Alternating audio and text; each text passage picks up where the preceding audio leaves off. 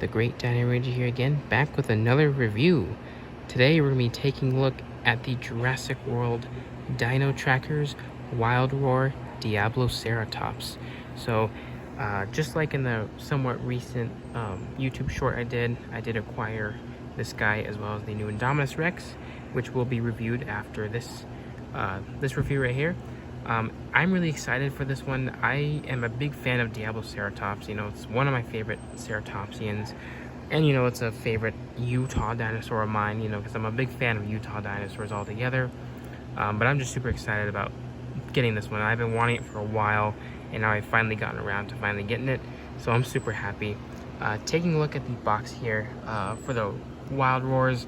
So far, we've taken a look at the mountainous environment, the jungle environment, and now we have desert environment, which is looking really cool. I love the detail in the back there. Nice deserty, arid looking environment with the cactus logo to represent desert. Blue and Beta, Jurassic World, Wild Roar, and then Diabloceratops and the Dino Trackers / Mattel logo with the Jurassic World logo on all sides, plus the Dino Trackers right there as well. You can even see a little bit of the desert environment there. Here on the back, just shows you more of the logos, facts up information, shows you levels of aggression it has, just like all the previous Wild Roar figures. Says it's electronic. There's the desert biome logo right there, and then the others in the line, which I have them all except for the Kronosaurus. So hopefully I will grab that as soon as I can find it, because it's pretty hard to find, and hopefully I don't miss out on it. But that's basically it for the packaging. Let's go ahead and take a look at this awesome ceratopsian.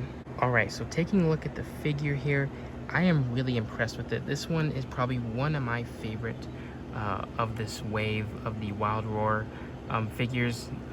You know, the Eocaria and the Dryptosaurus were cool, but you know, you can't really go wrong with Diabloceratops. I was always hoping for Mattel to bring this guy into their toy line, and they finally did, and I'm super happy to finally have it, and it just looks awesome. That's why it's one of my favorites, you know, because it's right up there with the Kronosaurus. But it just looks really good. The overall sculpt just looks amazing, and obviously the colors are spot on, but really cool looking. Taking a closer look at the head here, you can see lots of nice, you know, scale work along the face right here. So really nice sculpt work with all the individual scales, which are looking really nice, and they pop really well depending on where it's shaded based on whatever light source is hitting against it. And the beaks are nicely sculpted as well, a little bit, you know, plain in some parts, but it is sculpted a little bit. Here on the underside, it got some nice folds and wrinkly and line textures. The horns are nicely sculpted as well. Same with around the eye. Here at the top of the head here, just some nice, you know, scale work. And here on the frill, the beautiful frill here looks really good. I'm super happy with it. Just the amount of detail and scales they put into these things is amazing. And you got the side spikes there on the side of the frill, looking very nice. Same with the other side. And then moving on to the neck, you know, you get some nice folds and wrinkles, and a little bit of scales on the top, as well as lots of scales on the back. And I love the large patches of larger scales here and there. Really nice. And then here at the body, you know, you got a lot of nice wrinkles and folds, very rhino-like or elephant-like in my opinion. So I think that works good for a large ceratopsian. And then some nice, you know, scale texturing all over the body here with some more clumps of scales here and there. Here at the forelimb here, really nice sculpt work, very muscular and thick. So this thing was heavily built for sure, but really nice overall texturing from Mattel. You got some nice sculpt work on the bottom of the feet as well. You know, we got some nice muscle definition here and there, peeking out of this the body here, you know, stretching through the scales. Just some more lines and folds, and here on the underside, just some more, you know, basic lined texturing that pretty much goes throughout the entire tail. Here on the hind limb right here, really nice amount of scale work done on this. Looks really nice. I love these little hints of lined or stretched out skin just folded on top. Very, very cool. Really reminds me of reptiles today.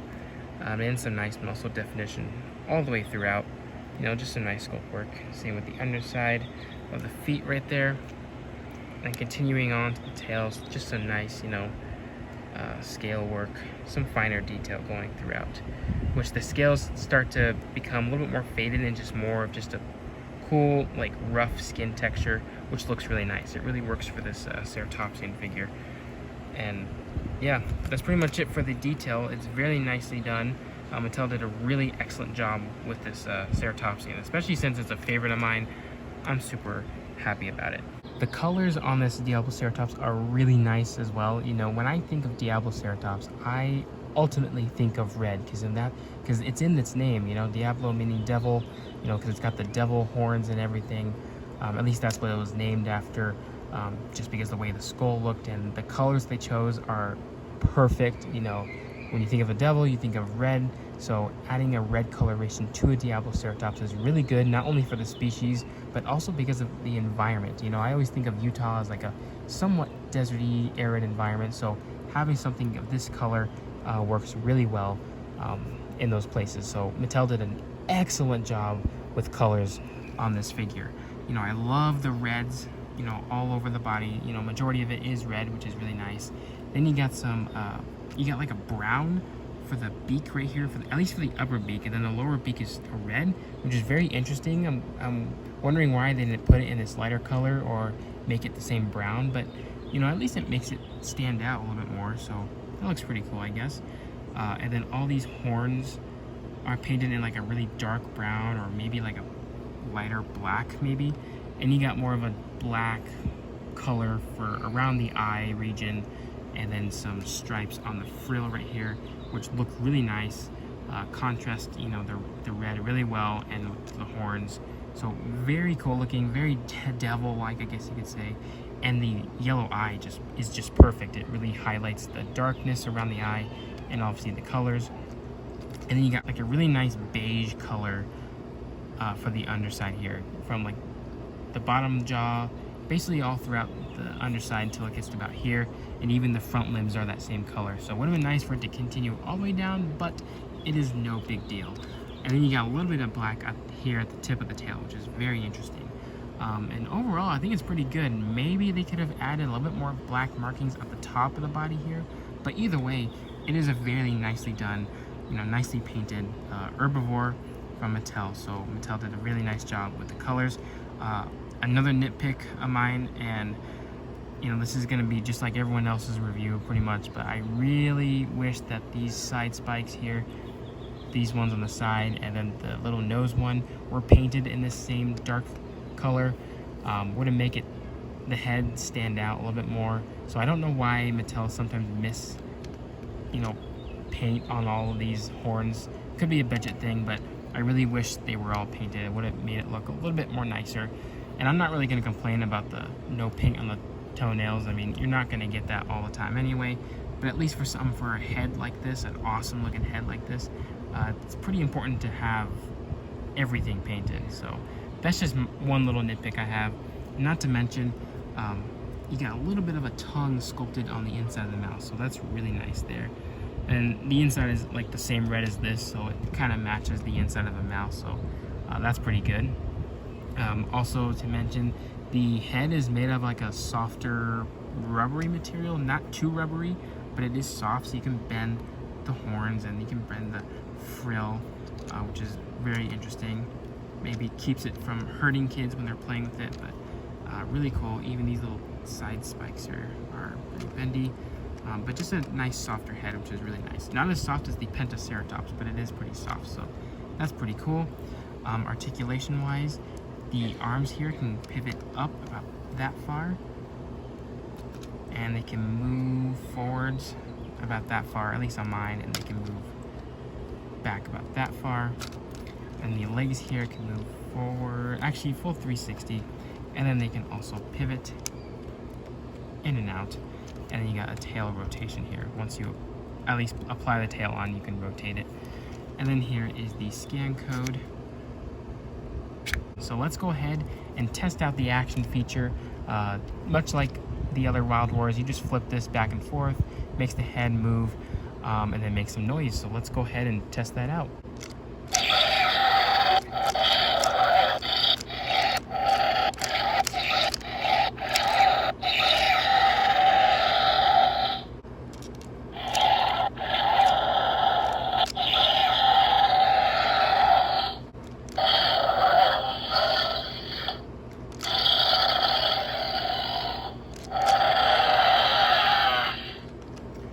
Alright, so those were the sounds and that was the action feature. Really nice, much easier to control than the Diabloceratops, like I said earlier, with the Eococcaria. And the sounds were interesting because I didn't notice any ceratopsian or herbivore sounds.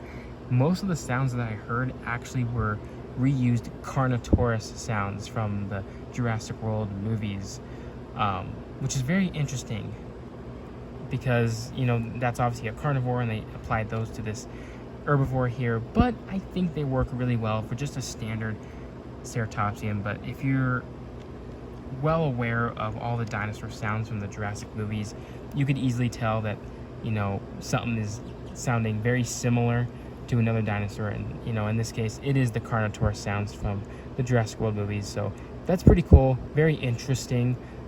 It's not terrible, but at least it's not like a T-Rex sound or anything. So overall, pretty good. For comparisons, here is the Diabloceratops compared with other fellow ceratopsians that also lived during the Cretaceous period, as well as Utah. So these are basically the main Mattel ceratopsians that have lived in Utah during the Cretaceous period. And it's really cool how we're building all these Utah dinosaurs. I think this is looking really cool. I really am digging this. Hopefully we'll get a Mattel Utah Ceratops soon, so we can add that to this little Utah Ceratopsian herd. And here's the 93 Classic Alan Grant for a human comparison. Now, I think everything is pretty size accurate. The Cosmoceratops is a bit small. It probably could have been a little bit bigger, but, you know, everything that we have here is pretty nice. You got the Nasutoceratops here, which is looking really awesome. Probably the biggest out of these ones, just in terms of height from the back right here. But probably, you know, to be honest, I think the Diabloceratops pretty much wins in terms of height because of the longer frill and the taller horns. So, but anyways, it is really cool to see all of these Utah ceratopsians compared next to each other. Alrighty, so everyone, that's about to wrap it up for this review. For my final thoughts, I am extremely happy with this Diabloceratops figure. Like I said, I'm super happy to finally have one. I've always wanted a Utah Ceratops from Mattel for a long time, and we finally have one. And it does not disappoint, I'll tell you that. The detail is awesome. The colors are great. Just the overall look of it is really good. And this, the action feature is really nice as well. So yeah, just basically really nice figure. Highly recommend it for any collector, but also just anyone who just loves dinosaurs in general. Highly recommend this. It is really a really great figure, in my opinion. So I hope you guys enjoyed this review, and I'll see you guys again for the next one.